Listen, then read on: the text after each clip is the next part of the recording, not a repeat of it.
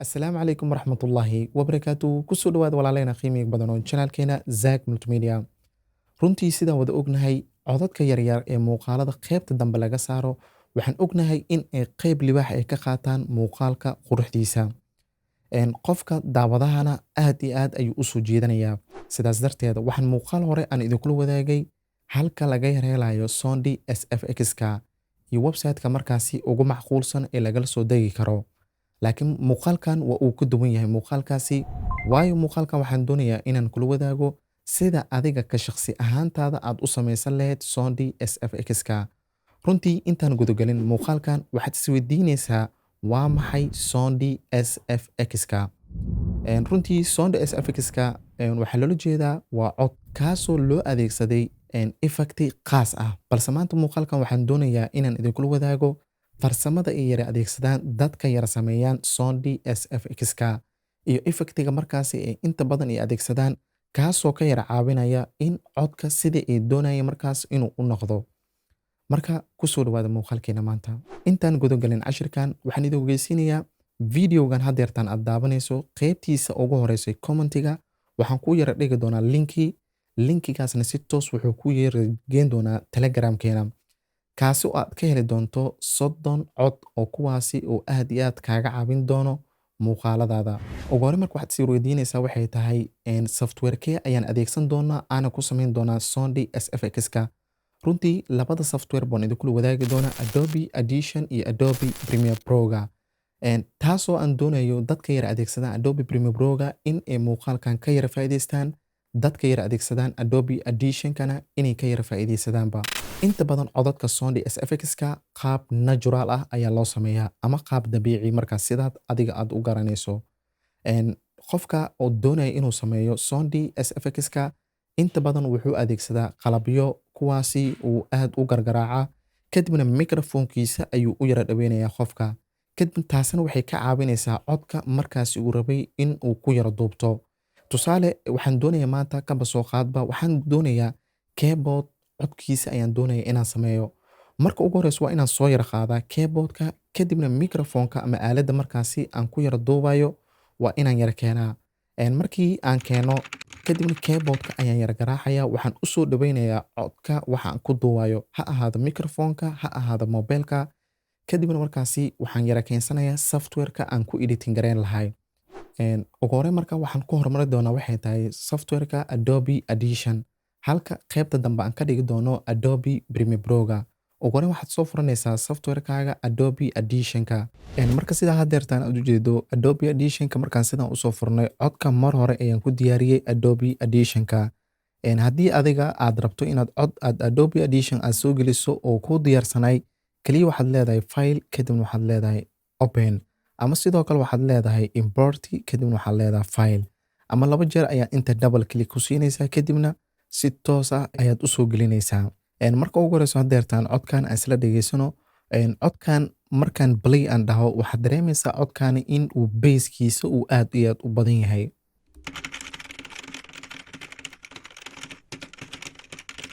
Sidaad u jeedo keyboardka markaan sidaasi aan u garaacayo waxaad dareemaysaa in uu codka uu bass fara badan uu ku jiro. Marka sidee ayay marka dadkaasi ayay u yaraabayaan. Marka ugu horeyso waxaan tegaynaa qaybta iyo effect kadibna waxaan kasii dooranaynaa filter and EQ. Kadibna waxaan kasii dooranaynaa parametric equalizer-ka. Ugu horreyn marka sidaad ugu jeedo marka ugu horeyso custom-kani ayaad furaysaa waxaad kasii xulanaysaa loudness maximizer. Markaa kasii xulato kani waa low pass kana waa high pass. Marka kani low pass-kani haddii aan qaybta hoose aan usoo jeedo codkayga wuxuu noqonayaa mid sida qof telephone oo kale kasoo hadlayo oo kale ayuu noqonayaa. Tusaale marka low pass-kan ayaan soo qabanayaa kadibna qaybta hoose ayaan sidaan u yara keenayaa. Marka haddeertaan aan codka play dhahno haddaan effectiga aan ka qaado haddeertaanna markaan play aan dhahno waa sida tan. Marka waad yara dareemaysaa meeshaan xoogaa yar in uu effecti saameyn yar uu ku yara jiro. Haddii marka aad rabto qaybtani waad ku practiceyn kartaa. Marka qaybtan anaga haddeertaan waxaan ka isticmaalaynaa waa low pass-ka kadibna waxaan leenahay apply. Kadib marka sidaa hadeertaan aad ujeedo marka hadba meesha aad rabto ayaad kasoo qabsanaysaa. Hadeertaan tani sidaani sahlan ayaan ku yara dhameynay. Sidoo kale marka haddii aad rabto inaad save garaysato kaliya waxaad leedahay file, kadibna waxaad leedahay export, kadibna waxaad kasii xulinaysaa file. Markaad file aad dhahdo kadibna browserkan ayaad ku dhufanaysaa, meesha aad ku save garaysanayso ayaad xulinaysaa, kadibna adiga mp3 ama wave oo kale u save garay, laakiin ani inta badan waxaan isticmaala waveka. kadib marka waxaan leenahay cancel. Hadeertaan marka waxaan u gudbi doonaa Adobe Premiere Pro-ga. Markaan imaano Adobe Premiere Pro-ga, sidaad ugu jeedo meeshan codka hore ayaan ugu diyaariyey. Haddii aad adiga rabto inaad soo geliso Adobe Premiere Pro, kaliya projecti panelkani ayaad meeshan double click ayaad ku siinaysaa, ama waxaad leedahay file, ama waxaa kasii xulinaysaa meeshan ay ku qoran tahay import. Markaad import aad dhahdo, micnaheedu waxay ka dhigan tahay waxaad rabtaa in aad soo geliso file adiga banaanka ku yaal ayaad waxaad doonaysaa inaad soo geliso Adobe Premiere Pro-ga. Marka hadeertaan markaan play aan dhahno, marka kani waa sidii hadaati oo kale, marka effecti ma saarno. Inta badan markaad Adobe Premiere Pro-ga aad adeegsanayso, fadlan kani ha adeegsan, inaad dhahdo window, kadibna aad kasii xulato audio clip mixer.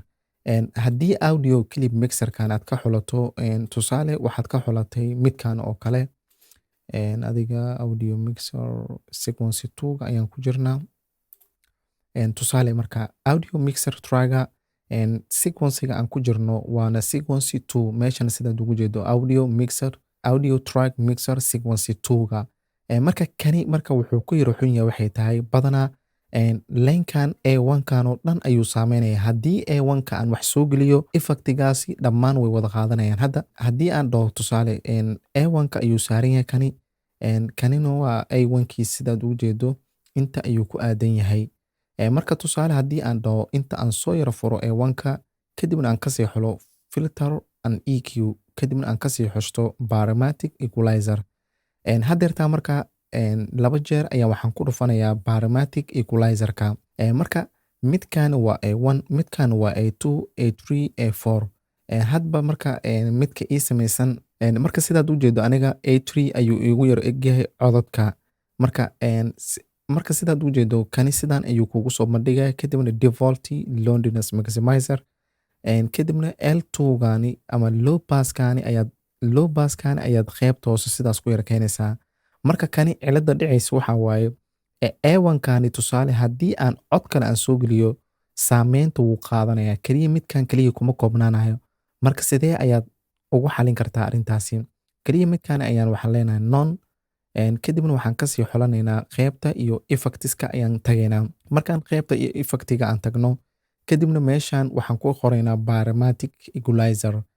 Kadib markuu kugu soo baxo sidaan, kaliya waad soo dragging garaynaysaa, kadibna waxaad ku soo yarduldeynaysaa codkii markaasi aad rabtay.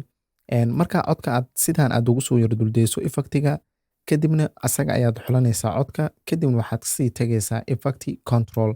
Haddaadan effect control aad u jeedin, kaliya waxaad tagtaa qaybta iyo Windowska, kadibna waxaad kasii xulataa effect control. Kadib marka meeshan ayuu kuu soo bandhigayaa, kaliya waxaan leenahay edit. Markaan hadeertaan edit aan dhahno, hadeertaan effectigan wuxuu saameynayaa codkani la yarageliyey kaliya ayuu saameynayaa. Haddii hadda tragan A1ka haddaan cod walba aan soo saaro aan soo geliyo, saameynta ma qaadanayo. Kaliya saameynta markaan waxay ku ekaanaysaa codkani aan effectiga kusoo yarduldey. Kaliya waxaad leedahay defaultga ayaad furaysaa, kadibna loudness maximizer, kadibna low passkani ayaad qaybta hoose yara keenaysaa. Haddii aad rabto waa ku baraatikeyn kartaa high passkani, haddaad qaybta sare aad geyso. Sidaad u jeedo marka hadeertaan cod waxaa kuu soo yara baxaayo oo macquul ah. Marka mid walbo oo bass leh, treble ahaan sidaasi sahlan ayaad ugu yara dhigi kartaa. Sidoo kale faylka aan idin soo dhigi doono dhanka iyo Telegramka, waana sidaad aad jeedo waa 30 cod, waa 66.1 MB. kaliya marka hadeertaan waa zip. Marka inta badan waxaan zip aan ugu soo dhigaa waxay tahay in faylasha ay ku kala dhumin.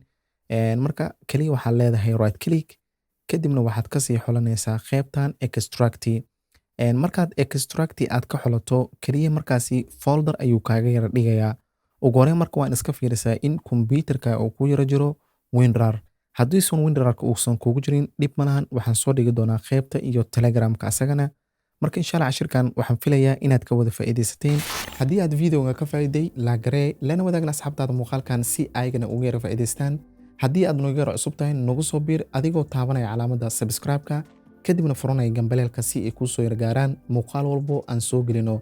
waana ku mahadsan tahay daabashada muuqaalkan. ugu dambeyntiina waxaa idin leeyahay sidaas iyo nabadgelyo. wassalaamu calaykum waraxmatullaahi tacaala wabarakaatuh. waa inoo muuqaal kale. guuleysta.